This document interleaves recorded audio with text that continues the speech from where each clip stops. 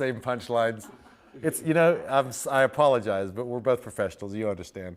It becomes material. But yeah, it's better than DVD specifically. This is gonna be a big deal. People are gonna want to watch this at home. They're gonna be looking for extras. What can people expect on the DVD? One of the most difficult things in making the film was the stuff that I had to take out. To make these shots, because I don't have scenes, I just have shots. And I don't have a storyline, I just have cool shots. So to make a storyline, I had to get rid of stuff and go from plot point to plot point with images that told that story. And there were a lot of images that didn't tell that story, but are kind of cool shots. Fortunately, there's the DVD. And on the DVD, there's another 20 minutes or so, actually more, I think up to 30 minutes now, of extra DVD material. Which is, I got a shot of Miles, my brother, our manager, singing Every Breath You Take. I've got, just the shot we did in Los Angeles, we played a show where to get in, I had to either dye your hair blonde or get a blonde wig. So the whole audience was blonde until we came out on stage with big, huge black wigs, of course. There are other shots that I just didn't fit in the movie, but I was able to put onto the extra DVD material. We played a prison. And it's kind of a cool shot anyway, but just the fact that it's absolutely the Johnny Cash shot. We're in a prison and all these prisoners are all hooting and hollering, Terrible sound, very primitive staging, but there's an attitude to it. There's a vibe to it worth seeing. How'd that get hooked up at the time? Some gimmick, somebody came up with that idea. Terminal Island. Correctional institution. Talk about the sound of this thing, because you've always, your drums have always sounded amazing. The band always sounded great. The re-releases, the CDs, everything sounds good. The sound of this film, obviously, was recorded way back then. What did you do to make this stuff something you'd be proud to put on DVD and put it in theaters? Well, the sound of this film is actually very lovingly worked over, and the music, obviously, I could go back to the masters. Plus, I created these, as I call them, derangements, which are hacked up. I'd take live recordings from here, put them with a lyric from over there, and create these mosh-ups of police tracks. Sometimes, at one point, there's the lyrics of two different songs going at one time. In fact, several times, overlapping wrong lyrics on the bass line from some other track. And I did that because these versions kind of scored the movie better than a song, which is all about the song. Songs are not always great for scoring a movie. So there's the music aspect of interweaving the original Police Masters with these new elements, or rather old elements cut up in a new way. But the voices, the actual live production sound of the people talking to each other is on the Super 8 film, this tiny little strip of magnetic tape on the celluloid. Then they have another one on the other side just to balance it out so it'll fit on the spool.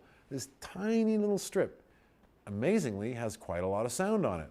When you put it through my zircon crevulation units and my X overdrive to tweak out every last little scintilla of audio data on there.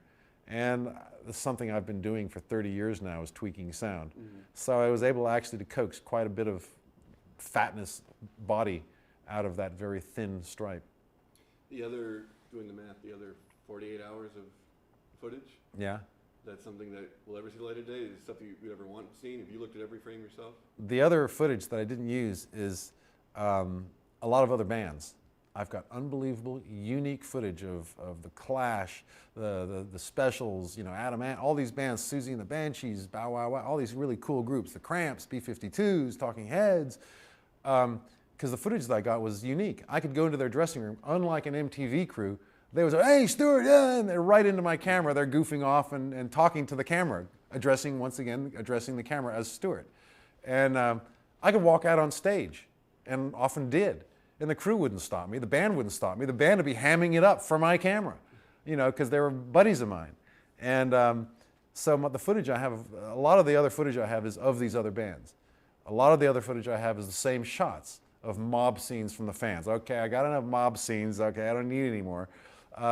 Shots from my hotel room, these time-lapse cityscapes with the clouds rushing past and the city lights coming on and turning off and on. I've got hours of that stuff as well. Mm-hmm. This footage of the other bands, the stuff you've talked to the bands about that they want to see, the stuff you can never get permission to release, you ever want to? Well, the nightmare of getting releases for all the other band material is just something that I can't even contemplate at the moment. It's amazing stuff to have for yourself. Yeah. Just mentioning some of those other artists, what is like looking back at your favorite moment with, say, Adam Ant or know, you guys played with REM or some of these other bands going back when some of these bands were just starting out and you guys were hitting your height. Well, REM were kind of a surprise.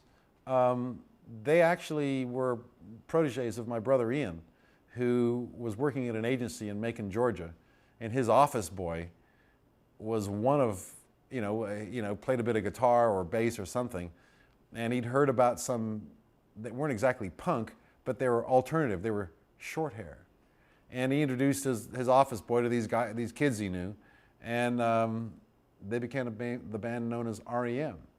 And since they were buddies of Ian, Ian put them on tour with the Police a lot. Mm-hmm. And I have to be frank, I didn't get it. I didn't understand what their thing was. Because I'm a drummer, I don't listen to lyrics. And I think their thing is mostly about the lyrics. And so I didn't quite get it. And lo and behold, that sniveling little group conquered the world. God bless them. So, unlike U2, who we met way back when they were starvelings in Ireland. They played on a festival with us way down the bill. But backstage, who are those guys? They had a charisma that you could smell 50 yards away. They just they hardly even had a dressing room. They had like a cardboard box, but still, they just had that zing factor even from the start.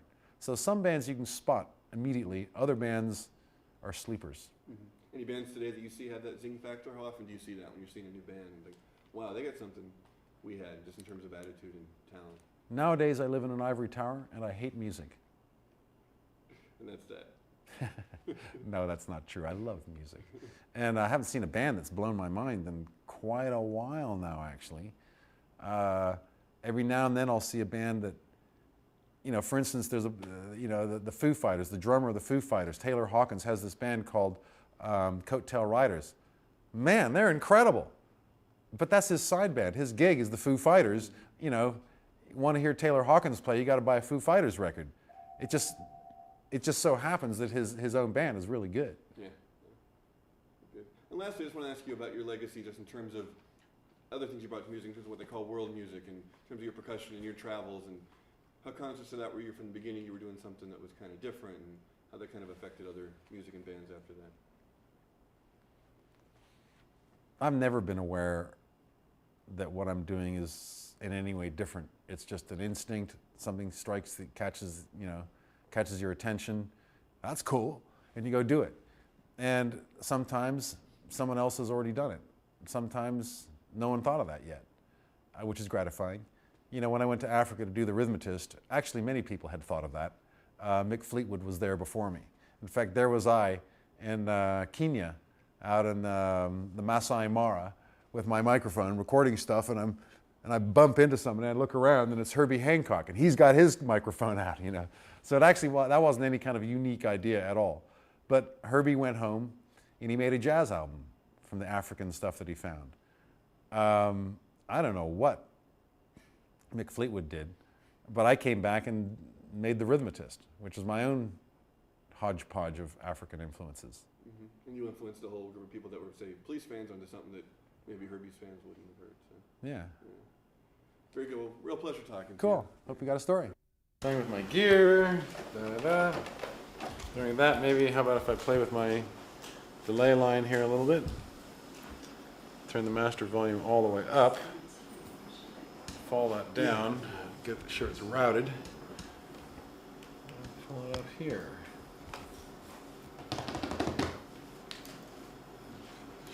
And in fact, I can even answer some of my email while you're shooting. Sure, go right ahead.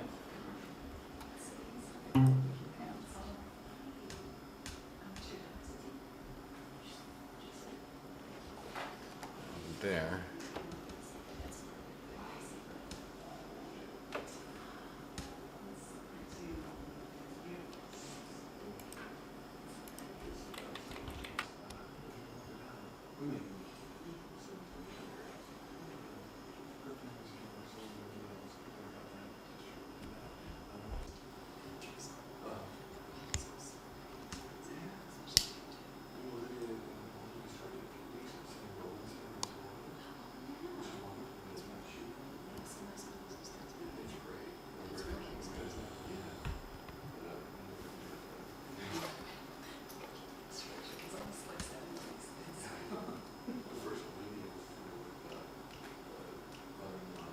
818, down on the food chain, being an 818. I grew up in the but at the time it was 213, I remember.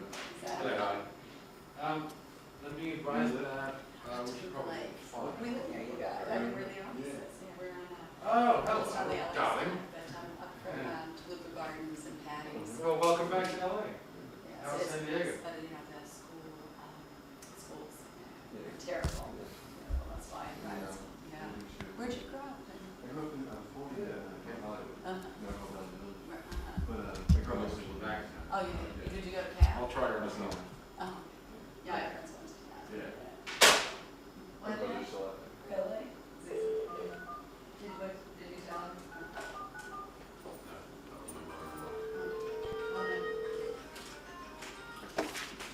Hello. Hey, hon, I'm just over at Stewart's. I was blown away. Howard. Hello, Don. Howard. I'm being Can you advised that hear we me? should actually probably leave the house or I leave said I at was 5 blown or away by the 5:30. news. Okay, I'll call you back. Yeah. I'm leaving in like 10 minutes. Bye.